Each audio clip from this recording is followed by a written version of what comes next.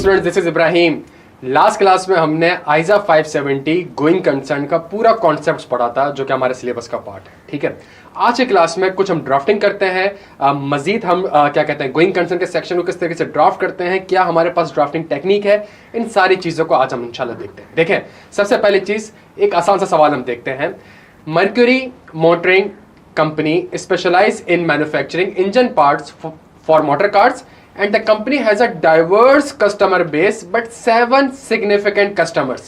The company's year end was 30 September 2015. During the year, a number of the company's significant customers have experienced in fall in sales and consequently they have purchased fewer items from Mercury. As a result, Mercury has paid a number of its suppliers later than usual and some of them have withdrawn credit terms, meaning the company must pay cash on delivery. One of the Mercury's main supplier is threatening the legal action to recover the sum owing. As a result, the increased level of payable. The company's current ratio has fallen below 1:2.9 for the first time. Mercury has a long-term loan of 2.3 million. The finance director has just informed the audit manager that there is a possible change in legislation which will result in one of the Mercury's top product lines become obsolete as it will not comply the proposed law. सवाल की requirement है, explain the 5 potential indicators that the Mercury Motoring Company is not a going concern. सवाल में से देख के मुझे 5 condition बता दें जिसकी वजह से आपको लगता है शायद कंपनी गोइंग कंसर्न नहीं है। सवाल की दूसरी requirement, describe the audit procedures which you should perform in assessing whether और not the company is a going concern. और तीसरा सेक्शन, तीसरी requirement, draft the material uncertainty relating to going concern section. प्यारे बच्चों, बड़ा जबरदस्त सवाल है। सवाल थोड़ा समझाता हूं, लेकिन सवाल से पहले जो हमने आइजा 570 पढ़ा था उसको सामने रखेगा। एक कंपनी है, कंपनी का एक अदद कस्टमर है, कुछ सप्लायर्स हैं, कुछ कस्टमर्स हैं, बैंक से लोन लिया हुआ है। कस्टमर ने, कुछ सिग्निफिकेंट कस्टमर ने आपसे माल कम खरीदा। जब उसने आपसे माल कम खरीदा तो कंपनी के पास पैसा नहीं आया। जब कंपनी के पास पैसा नहीं आया तो कंपनी सप्लायर को टाइमली बेसिस पे पेमेंट कर नहीं सकी। जब सप्लायर को टाइमली बेसिस पे पेमेंट कर नहीं सकी तो सप्लायर ने कहा कि बेटा अब तो आपको हम क्रेडिट पे सेल नहीं करेंगे, अब तो कैश में सेल्स करेंगे। एक सप्लायर ने कहा कि जी हम तो आपके खिलाफ लीगल एक्शन लेने जा रहे हैं। ठीक है, इसके अलावा आपने बैंक से लोन भी लिया हुआ है और एक रेगुलेशन पास होने के खदशात हैं, एक चेंज इन रेगुलेशन होने जा रही है जिसकी वजह से जो आपका टॉप प्रोडक्ट है वो शायद ऑब्सोलीट हो जाएगा, आप बेच ही नहीं पाओगे। सही है, अब वो आपसे कह रहा है सवाल में 5 इवेंट और कंडीशन बताएं। देखिए, ड्राफ्टिंग टेक्निक क्या होगी मेरे प्यारे बच्चों, ड्राफ्टिंग टेक्निक। और जब ये ड्राफ्टिंग टेक्निक आप वाला लेक्चर देखेंगे ना, आपको गोइंग कंसर्न असल मायनों में समझ में आएगा। हर एक चीज प्रीवियस लेक्चर से और उसके प्रीवियस कॉन्सेप्चुअल फ्रेमवर्क से लिंक्ड हो रही होगी प्यारे बच्चों। जब भी गोइंग कंसर्न का सवाल आए हमेशा याद रखेगा, you have to follow 3 steps. 3 steps आपने फॉलो करने प्यारे बच्चों। सबसे पहला स्टेप, सवाल में ही इवेंट्स और कंडीशन मेंशन है। सही है, सवाल में ही इवेंट्स और कंडीशन मेंशन है। तो सबसे पहला काम यह करना है कि सवाल पढ़ते हुए आपने इवेंट्स और कंडीशंस को हाईलाइट कर लेना है। सवाल में से आपने इवेंट्स और कंडीशन को हाईलाइट कर लेना है। उस इवेंट्स और कंडीशन को एग्जैक्टली आपने अपने आंसर में लिखना है। बिकॉज अगर वो आपसे कह रहे हैं कि मुझे एक्सप्लेन कर रहे हैं तो इसका मतलब है सवाल में ही कोई चीज है, वहां से आपने उसको पिक करके लेके आनी है। This will be your first steps। ये पहला स्टेप है आपका। आपका सेकंड स्टेप क्या होना चाहिए? आपका सेकंड स्टेप ये होना चाहिए कि आप एक स्टैंडर्ड लाइन लिखेंगे। सही है, सही है।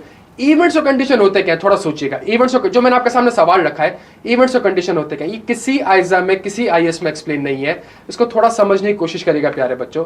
इवेंट्स और कंडीशन होते क्या, हर वो चीज जो कि एडवर्सली अफेक्ट करेगी आपके कैश फ्लोस को, जो कि एडवर्सली अफेक्ट करेगी आपकी प्रॉफिटेबिलिटी को, जो कि एडवर्सली अफेक्ट करेगी आपके ऑपरेशंस को। अगर कोई भी इवेंट और कंडीशन इनमें से किसी एक चीज को या किसी 2 चीज को या किसी 3 चीज को हिट करता है तो इसका मतलब है कि वो इवेंट और कंडीशन है। ये आपका सेकंड स्टेप होगा। तो पहला इवेंट्स और कंडीशन की हेडिंग आ जाएगी। दूसरा, वो इवेंट्स और कंडीशन किसको हिट कर रहा है, it could be operations, it could be profitability, it could be cash flows. और फिर तीसरा स्टेप, ये हिट कर क्यों रहा है, ये इवेंट और कंडीशन क्यों हिट कर रहा है। आए बच्चों, इसी टेक्निक को फॉलो करते हैं। तो आपके सामने 3 चीजें पेश कर दी गई है हमारे आंसर के स्ट्रक्चर के लिए। पहला, इवेंट और कंडीशन, सवाल से कॉपी करना है। दूसरा, एक standard line which will adversely affect operations. Profitability, cash flow, तीन शाखें निकाल देते हैं कि इनमें से किसी एक चीज को हिट कर सकता है, और इन तीन चीजों में से किसी एक को या दो को या तीन को हिट करेगा तो क्यों करेगा। सही है। सबसे पहली चीज हमारा पहला इवेंट और कंडीशन क्या है प्यारे बच्चों? पहला तो मैं एक स्टैंडर्ड लाइन लिख देता हूं, फॉलोइंग आर द इवेंट्स और कंडीशन। सही है। During the year a number of Mercury's customer have purchased a fewer items and there is a fall in sales, hence they have purchased fewer items। Customer ही आगे माल नहीं बेच पा रहा तो आपकी कंपनी से वो माल खरीद ही नहीं रहा। प्यारे बच्चों, क्या ये इवेंट और कंडीशन है? यस, इवेंट और कंडीशन है। ये किस चीज को हिट करेगा? ऑपरेशंस को, प्रॉफिटेबिलिटी को या कैश फ्लो को? सुनिएगा मेरे प्यारे बच्चों, किस चीज़ को हिट करेगा? सर, अगर कस्टमर मुझसे माल नहीं खरीद रहा, तो इसका मतलब है सर मेरी रेवेन्यू कम हो रहा है। हाँ जी, रेवेन्यू कम हो रहा है। सर, जब रेवेन्यू कम होंगे तो मेरी प्रॉफिटेबिलिटी भी कम होगी। हाँ जी, प्रॉफिटेबिलिटी भी कम होगी। जब सेल ही नहीं करूंगा तो कैश इनफ्लोज भी कम होंगे। हाँ जी, कैश इनफ्लोज भी कम होंगे। सर, इसका मतलब है ये तो एडवर्सली अफेक्ट कर रहा है आपकी प्रॉफिटेबिलिटी को और कैश फ्लो को। और क्यों कर रहा है प्रॉफिटेबिलिटी कैश फ्लो को? इसी रीजन की वजह से तो कर रहा है कि आपकी सेल्स क्या होने लग जाएगी? आपकी सेल्स मेरे प्यारे बच्चों decline. Therefore it will adversely affect the profitability and cash flows of the company. Why? Because which results in a reduction of the revenue of the company. Customer माल कम खरीद रहा है आपसे तो आपका रेवेन्यू डिक्लाइन कर जाएगा। इस वजह से आपकी प्रॉफिटेबिलिटी और कैश फ्लो में हिट आ जाएगा प्यारे बच्चों। पहला इवेंट को सवाल से उठाया, स्टैंडर्ड लाइन लिखी, सोच रहे हैं किसको हिट करना है, और जो चीज आपको सोच रही है, जो आपके सिक्स सेंस है, वो अगर आप चाहें तो तीसरे स्टेप में आप एक्सप्लेन कर दें प्यारे बच्चों। थोड़ा सा और आगे बढ़ते हैं। ड्यू टू रिडक्शन, इस सवाल से कॉपी कर रहा हूं, due to reduction in sales Mercury faced cash flow issues, therefore did not able to pay timely to its creditors due to delay in payment. Some of its suppliers have withdrawn credit term, meaning the company must pay cash on delivery। Supplier ने कहा कि जी अब हम उधार में माल नहीं देंगे, cash दो माल ले जाओ, कैश दो माल ले जाओ। प्यारे बच्चों, मुझे बताएं किस चीज को हिट करेगा? पहले सप्लायर आपको क्रेडिट में दे देता था, वो क्रेडिट में आपको माल देता था, आप उसको कोई फिनिश गुड्स बनाते थे, फिर आगे बेचते थे, फिर कस्टमर से पैसा आता था, फिर सप्लायर को देते थे। अब सप्लायर आपसे कह रहा है कि बेटा कैश दो, बेटा कैश दो, और ऊपर वाले इवेंट और कंडीशन में ऑलरेडी कैश फ्लो हिट हो चुके हैं। प्यारे बच्चों, किस चीज को हिट करेगा? It will adversely affect the cash flows. Cash flow को सर्कल कर लें, स्टैंडर्ड लाइन से सोचना है कि हिट किसको करेगा? It will adversely affect the cash flow of the company. क्यों?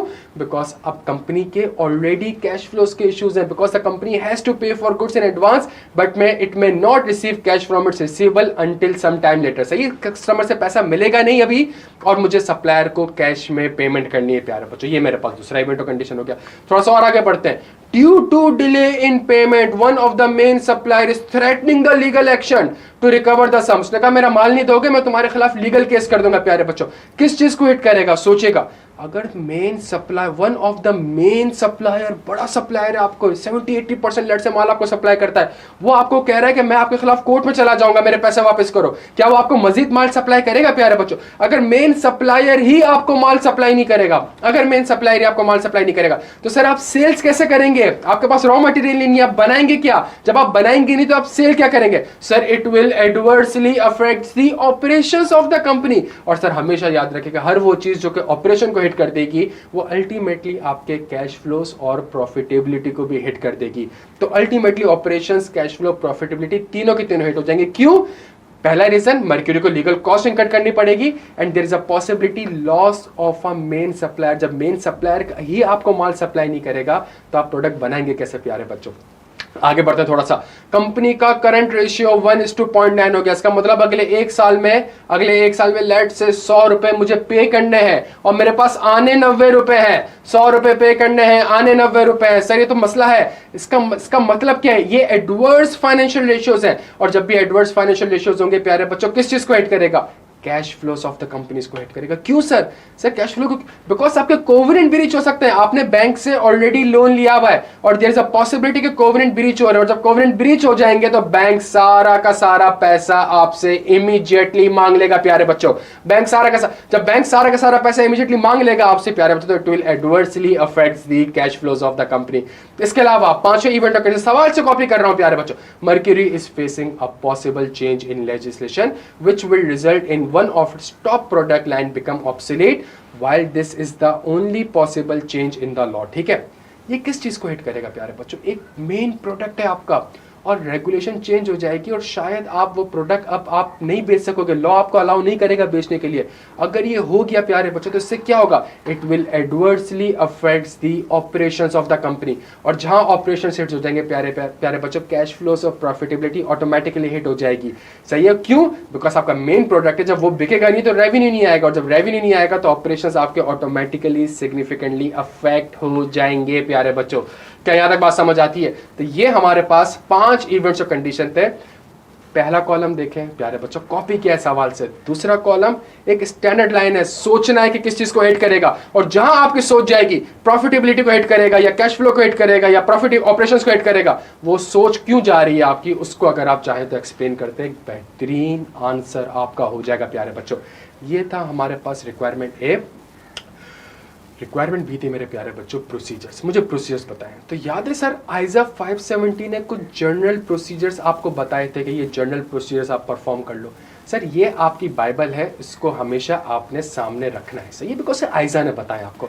तो आइजा के वो 5 प्रोसीजर्स क्या थे प्यारे बच्चों, या वो 6 प्रोसीजर्स क्या थे, सबसे पहले हम उसको सामने रख लेते हैं। सही है, मैनेजमेंट से गोइंग कंसर्न की असेसमेंट लेते थे, मैनेजमेंट से cash flows and PNL forecast लेते थे, मैनेजमेंट से latest available subsequent interim financial statements लेते थे, शेयर होल्डर या दोस्त विद गवर्नेंस के मिनट्स ऑफ द मीटिंग को इंस्पेक्ट करते थे, लीगल काउंसिल से इंक्वायर करते थे, और इसके अलावा जो बोरिंग फैसिलिटीज थी उसकी एग्जिस्टेंस और टर्म्स और एडिक्वेसी को देखते थे। आइजा ने प्रोसीजर बताए, इसको लिख दिया मैंने। बच्चा क्या करता है, बच्चा ये प्रोसीजर, सिर्फ ये प्रोसीजर छाप के आ जाता है। सर मेरा प्रोसीजर याद रखिएगा, कॉन्सेप्चुअल फ्रेमवर्क को, मेरा प्रोसीजर मेरे इवेंट और कंडीशन को एड्रेस करना चाहिए, मेरा प्रोसीजर में।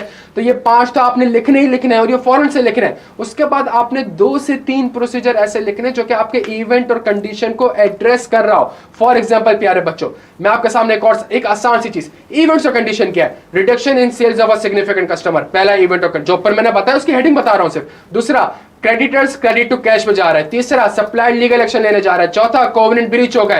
पांचवा, चेंज इन लेजिस्लेशन हो गई है। ये 5 इवेंट और कंडीशन है। थोड़ा दिमाग लगाएं, जो ऊपर प्रोसीजर्स आपने स्टैंडर्ड लिखे हैं, क्या उनमें से कोई प्रोसीजर्स को एड्रेस कर रहा है? यस सर, कुछ तो कर रहे हैं। कौन से? सर वो जो लीगल एक्शन वाला है और ऊपर मैंने लिखा हुआ है मैं लीगल काउंसिल से इंक्वायरी करूंगा, ये उसको एड्रेस कर रहा है। सर जबरदस्त हो गया, बेहतरीन हो गया। सर पहला इवेंट और condition, reduction in the sale of, अगर आप एक कंपनी के सीईओ हैं, आप एक कंपनी के बोर्ड ऑफ डायरेक्टर में बैठे हुए हैं और कस्टमर आपसे माल कम खरीद रहा है, प्यारे बच्चों आप क्या करेंगे? मुझे बताएं आप क्या करेंगे?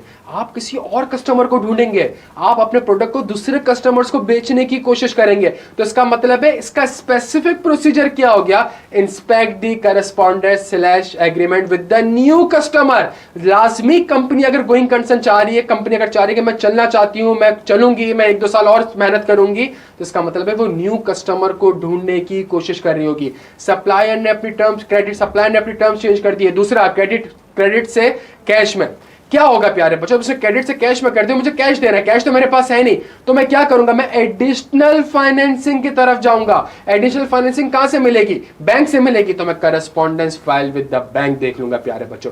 तीसरी चीज, सप्लायर लीगल एक्शन लेने जा रहा है, तो ऊपर वाला प्रोसीजर ऑलरेडी एड्रेस कर रहा है, बट मैंने फिर भी आपके लिए एक स्पेसिफिक प्रोसीजर बता दिया है कि मैं एग्जिस्टिंग सप्लायर के साथ करस्पॉन्डेंस देख लूंगा और किसी ऑल्टरनेटिव सप्लायर को ढूंढने की कोशिश करूंगा, बिकॉज मेरा मेन सप्लायर मुझे माल सप्लाई नहीं कर रहा, तो मैं शायद किसी और सप्लायर को ढूंढने की कोशिश करूंगा। चौथी चीज, कोवेनेंट ब्रीच हो गई है। जब कोवेनेंट ब्रीच हो गई तो बैंक सारा का सारा पैसा आपसे इमीडिएटली मांग सकता है। कैसे पता चलेगा कि बैंक ने सारा का सारा पैसा इमीडिएटली मांगा है? तो सर मुझे करस्पॉन्डेंस फाइल देखनी पड़ेगी बैंक के साथ। आखिरी चीज, लेजिस्लेशन में चेंज आया है, ऑलरेडी ऊपर जनरल प्रोसीजर में कवर हो रहा है कि मैं लीगल काउंसिल से इंक्वायर कर लूंगा। सही है? तो प्यारे बच्चों ये हमारे पास, मैं तभी आपसे कहता हूं ऑडिट एक बहुत ही जजमेंटल पेपर है। आइजा में या किसी भी किताब में आप देख लें, आपको ये ऊपर वाले 5-6 प्रोसीजर मिलेंगे। आप स्टडी टेक्स्ट देख लें, 6 प्रोसीजर मिलेंगे।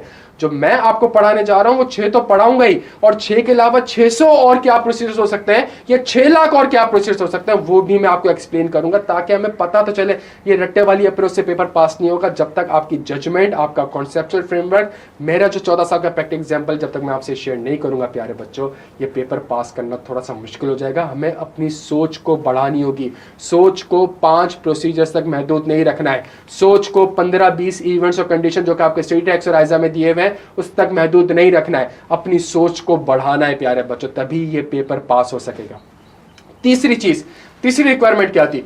ड्राफ्ट करो material uncertainty relating to going concern का सेक्शन। सर ये वो सेक्शन है जो हमारी रिपोर्ट में आता है, इसको हम इंशाल्लाह आगे जाके रिपोर्टिंग में देखेंगे, लेकिन मैं आपको थोड़ा सा बता दूं कि मटेरियल अनसर्टेनिटी का सेक्शन ड्राफ्ट कैसे करते हैं, इसको समझने की कोशिश करेगा। सबसे पहला स्टेप, सबसे मटेरियल अनसर्टेनिटी का सेक्शन कब आता था? जब मैनेजमेंट ने एफएस में एडिक्वेटली डिस्क्लोज किया हुआ है।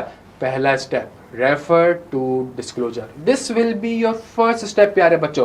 पहला स्टेप, रेफर टू डिस्क्लोजर। दूसरा स्टेप, उस डिस्क्लोजर में क्या बताया गया होगा? इवेंट्स और condition, that will be your second step. तीसरी चीज, ये इवेंट्स और कंडीशन किस चीज की अलामत है? मटेरियल अनसर्टेनिटी की, ये तीसरा स्टेप आपका। और चौथा स्टेप, अगर आपकी क्या आप ये मटेरियल अनसर्टेनिटी के सेक्शन से क्या आपकी ओपिनियन मॉडिफाइड हो रही है? याद आ रहा है types of opinion, unmodified, modified, तो क्या आप अपनी ओपिनियन मॉडिफाई कर रहे हैं? ये 4 स्टेप्स हैं प्यारे बच्चों, ये 4 स्टेप्स हैं। आए, सबसे पहली चीज, रेफर टू डिस्क्लोजर। क्या लिखूं इसमें? एक स्टैंडर्ड लाइन आएगी, we draw attention to note 1.3 of these financial statement. पहला स्टेप, रेफर टू डिस्क्लोजर। तो मैनेजमेंट ने जब एडिक्वेटली एफएस में एक चीज डिस्क्लोज की है तो आप अपनी रिपोर्ट में उसको रेफर कर दें। We draw attention to note 1.3 of this FS which indicates that. दूसरा स्टेप, इवेंट्स और कंडीशन। क्या इवेंट्स और कंडीशन थे? कस्टमर की वजह से कस्टमर की सेल्स कम हो गई हैं, सप्लायर ने टर्म्स चेंज कर दिए हैं, एडवर्स की रेशियोज हो रहे हैं, सप्लायर जो है वो लीगल एक्शन लेने की धमकी दे रहा है, कोवेनेंट ब्रीच हो चुका है, पॉसिबल चेंज इन लेजिस्लेशन आ सकती है। जो ऊपर मैंने आपको हेडिंग बताई है इवेंट्स और कंडीशन की, वो हेडिंग सिर्फ आपने यहां पे लिखनी है। अच्छा, इन इवेंट्स और कंडीशन से क्या होगा? As stated in note 1.3, these events और condition along with other matter as set forth in note 1.3 indicates that a material uncertainty exists that may cast significant doubt on the company's ability to continue as a going concern. Management intention नहीं है liquidate करने की, management की intention नहीं है liquidate करने की। Management कह रही है कि मैं कंपनी चलाऊंगी, तो गोइंग कंसर्न एजम्पशन एप्रोप्रिएट है। लेकिन याद है IS1 आपसे कहता था कि उन अनसर्टेनिटीज को डिस्क्लोज कर दो, तो एग्जैक्टली मैंने अनसर्टेनिटी डिस्क्लोज कर दी और मैंने कहा इन इवेंट्स और कंडीशन की वजह से और जो अदर फैक्टर्स मैनेजमेंट ने बताए उसकी वजह से एक मटीरियल अनसर्टेनिटी एग्जिस्ट करती है। प्यारे बच्चों, What is material uncertainty? पता नहीं नया कस्टमर मिलेगा कि नहीं मिलेगा, पता नहीं रेगुलेशन में चेंज आएगी कि नहीं आएगी, पता नहीं बैंक मुझे एडिशनल फाइनेंसिंग देगा कि नहीं देगा, पता नहीं बैंक सारा का सारा पैसा इमीडिएटली मांगेगा कि नहीं मांगेगा। These are the material uncertainty. कुछ इवेंट्स और कंडीशन से उसने कंपनी को हिट किया है। जब कंपनी को हिट किया तो कंपनी ने कहा कि जी मैं कंपनी चलाऊंगी, मैं बंद नहीं कर रही, मैं बैंकर से बात करूंगी, मैं सप्लायर से बात करूंगी, मैं नया कस्टमर लेकर आऊंगी, मैं नया प्रोडक्ट लेकर आऊंगी। ये प्लान है उसके। लेकिन क्या नया प्रोडक्ट आ जाएगा? क्या नया कस्टमर मान जाएगा? क्या सप्लायर वापस राजी हो जाएगा? क्या कोवेनेंट कंप्लाइंट हो जाएंगे? ये सारी की सारी मटेरियल अनसर्टेनिटी है प्यारे बच्चों। ये चीज मैं अपनी रिपोर्ट में बताता हूं। जब शेयर होल्डर मेरी रिपोर्ट देखता है तो शेयर होल्डर कहता है कि यार ऑडिटर मुझसे कह रहा है कि जाओ देखो नोट 1.3 में और वहां जाके देखो कुछ इवेंट्स और कंडीशन है जो कि गोइंग कंसर्न के ऊपर मटेरियल अनसर्टेनिटी क्रिएट कर रहे हैं। और आखिरी चीज मेरे प्यारे बच्चों, opinion. Our opinion is not modified in respect of this matter। इसका मतलब क्या है? IS1 कहता है जितनी मुश्किलात है अगर आपने तैयार कर लिया है कि आप लिक्विडेट नहीं कर रहे हैं तो FS गोइंग कंसर्न बेसिस पे बनेंगे, IS कहता है, और अनसर्टेनिटीज को एडिक्वेटली आपने डिस्क्लोज करना है। अगर मैनेजमेंट ने ये कर लिया तो इसका मतलब है FS is equal to IFRS। मैं अपनी रिपोर्ट में सिर्फ हाईलाइट कर रहा हूं कि गोइंग कंसर्न का एक मसला है प्यारे बच्चों, सही है। मैं अपनी ओपिनियन को मॉडिफाई नहीं कर रहा, मैं क्वालिफाइड एडवर्स या डिस्क्लेमर नहीं दे रहा, मेरी ओपिनियन अनमॉडिफाइड है। इस सेक्शन की वजह से आप ये ना समझेगा कि जी मैं ये कह रहा हूं कि गोइंग कंसर्न गलत है। गोइंग कंसर्न गलत नहीं है, गोइंग कंसर्न बिल्कुल सही है। इस तौर पे मेरी ओपिनियन मॉडिफाइड नहीं है। प्यारे बच्चों, आए एक और काम करते हैं, एक प्रैक्टिकल एग्जांपल देखते हैं PIA की। PIA पे जॉइंट ऑडिट होता है, 2 बड़ी फर्म्स ने, 2 आउट ऑफ बिग 4 फर्म्स ने ये एक अपनी रिपोर्ट में लिखा है। क्या लिखा है? ये प्रैक्टिकल एग्जांपल आपके सामने रख रहा हूं। We draw attention to the following notes to the unconsolidated financial statements. Note 1.2 which states that during the year the company PIA incurred a net loss of 45 billion resulting in an accumulated loss of 316 billion and the company's current liabilities exceed its current asset by 195 billion. ये सारे के सारे उसने events और condition बताए। These condition along with the other factor as disclose in the above mentioned note indicate that existence of a material uncertainty which may cause significant doubt on the company's ability to continue as a going concern। और अगर आप FS में देखें तो FS में आपको एक disclosure दिखेगा प्यारे बच्चों 1.2, जिसमें ऑडिटर ने रेफर किया हुआ है during the year the company incurred a loss, और सारी चीजें एक बहुत 2 से 3 पेज का पीआईए का डिस्क्लोजर जा रहा है। ये हमारे पास एक प्रैक्टिकल एग्जाम्पल है प्यारे बच्चों। अगली क्लास में तो एक सवाल में हमने इवेंट और कंडीशन भी देख लिया, प्रोसीजर्स भी देख ली है, और मटेरियल अंडरस्टैंडिंग सेक्शन कैसे ड्राफ्ट, मतलब हमने प्लानिंग साइड भी देख ली, हमने परफॉर्मेंस साइड भी देख ली, हमने रिपोर्टिंग साइड भी देख ली। नेक्स्ट क्लास में प्यारे बच्चे थोड़े से अच्छे एडवांस क्वेश्चन के साथ आएंगे। Stay tuned. Thank you so much.